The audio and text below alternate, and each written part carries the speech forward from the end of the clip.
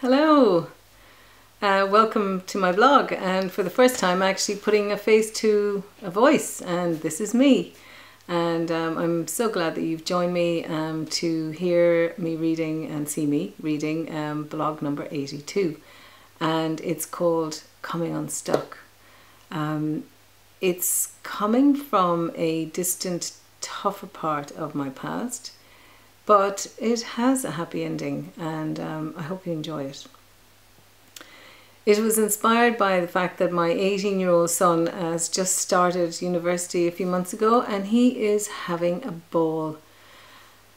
And there seems to be an endless stream of invitations and parties and gigs to attend, and he's not missing a single one.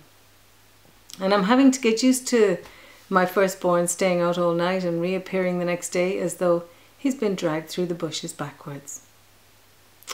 As long as he's happy though, taking reasonable care of himself, acting responsibly, and that is to say not doing anything stupid or driving under the influence, and as long as he's remaining committed to his goals, then I'm not going to worry too much. Rite of passage. It would be easy to forget what it's like to be young, especially at my age. God, it's been a long time since I was in my late teens.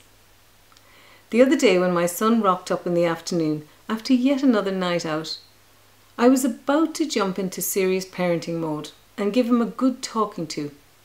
Questions beat loudly at the door of my mind, demanding to be let out.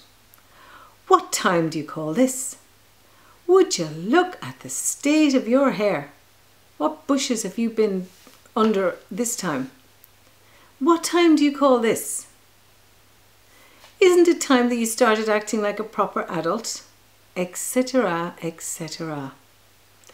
But I decided to take a moment to myself before allowing those questions to burst through the door. I went out into the garden and I reflected on them. See, my relationship with my son is important to me. I don't want him to feel fear or judgment. I want to be an ally for him. From the outset, I have told him that I will always love him no matter what. I put my trust in the universe that he will never do anything that will ever make me want to forsake him. I want him to know that he can turn to me anytime. So in the sanctuary of my garden, I sat and pondered my son's rite of passage from his teen years into early adulthood. It was inevitable that I would come to rest in the memory of my own experience when at the age of 18 I left Ireland to find my way alone. I had barely passed my Irish leaving certificate because as a student I was distracted, insecure, and I lacked motivation. The idea of going to university wasn't even on the table. Knowing that my fate would be to work as a clerk in some institution, if I was lucky, in a country ruled by the clergy, I ran. I wanted a life on my terms, and I was naive enough to take risks. It was this naivety that enabled me to get on a ferry in Cork, leave my country for the first time, and arrive in France with hardly anything but a head full of dreams. Mourning what wasn't. From those humble beginnings in a cold, cramped maid's room in the attic of a Parisian mansion, I learnt the hard way that life is not an even playing field, and it's harder for some than it is for others to pursue their dreams. I found employment with a wealthy family in a posh quartier of the City of Love. I was hired as an au pair to look after the 2-year-old daughter and ensure her beautiful bedroom and stunning ensuite bathroom were kept clean and tidy. My job was to play with the child while speaking to her in English. I was paid a nominal wage plus free accommodation, albeit very basic. I shared one toilet, a wash basin and a horrible old shower with a whole host of other immigrant workers housed in the attic who did menial jobs in the building. There was a cook, a chauffeur, a cleaner, a gardener, a security guard, and they were from countries that I had never heard of. While I felt uncomfortable being in this strange place that didn't always smell nice, I was grateful that everyone seemed kind and friendly. I counted my lucky stars every day that I had a job.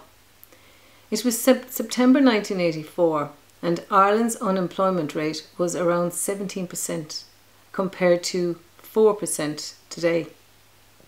Every day, when the child took her nap, I tiptoed into the luxury of our ensuite bathroom and took an indulgent shower. I didn't ask permission to do this, but given that the madame of the house was hardly ever around, I managed to keep it under wraps. Now there was a second daughter in the family who was 18 and at university. Not only was she a natural beauty, but she also spoke English better than me and dressed in such style that I was constantly having to compose myself and pick my jaw up off the floor. I didn't see much of her as, like my son, her life was one big party. When she did appear in the kitchen at lunchtime, there I was busy coaxing her baby sister to eat her mashed artichokes. She would be with her entourage of hungry friends raiding the fridge to refuel before heading out into the Parisian university party life. Pangs of envy always caught me unawares. Looking back now, I can see clearly why Jack Daniels became such a good friend to me. Exhausted at the end of a day spent with a tiresome toddler, I'd climb the endless narrow flights of stairs to go home to my space in the eaves of the building. The amber friend in the bottle helped to distract me from my perceived reality of feeling like a complete nobody with no prospects. The more I drank, the less I felt. Without feelings, there was no determination to do better. I just sank into the role of poor me. Poor me, who wished she was at university, learning, making friends, partying and pursuing dreams. Instead, I was alone in my little maid's room wondering how the hell I was ever going to get anywhere and feeling overwhelmed with fear and sadness. Applying lived experience. Much has happened since those days in the attic, and for all its ups and downs, my life has been and continues to be very interesting. I might not have felt that I was always in control of it, but eventually I got to a place where I feel more motivated. Motivation is driven by a belief that we can achieve things. When we don't believe, we get stuck. My son is definitely motivated from what I can see. He wants to be the best jazz drummer in his year, if not in the world. I admire his determination. I see him and I hear him practicing with curiosity and eagerness. I feel his passion for what he is doing, and I listen to him attentively when he tells me that he feels grateful for his life, for the chance to do what he loves, and for the freedom that allows him to pursue his dreams. I can only hope that these qualities and values will serve to protect him from falling into the trap of relying on a substance like I did. I can only hope that he will continue to believe in his ability and not be afraid to do hard stuff in order to achieve his dreams. I hope with all my heart that he is learning from my lived experience that we must treat our body, mind and spirit with the respect it deserves if we are to function at our very best.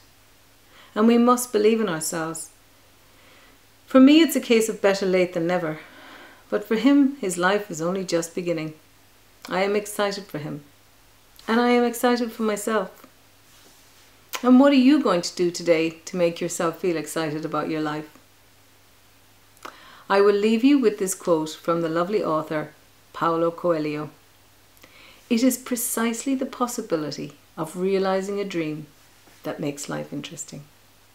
I hope you've enjoyed this and take something from it. Thank you for being here today. I really do appreciate you. Lots of love.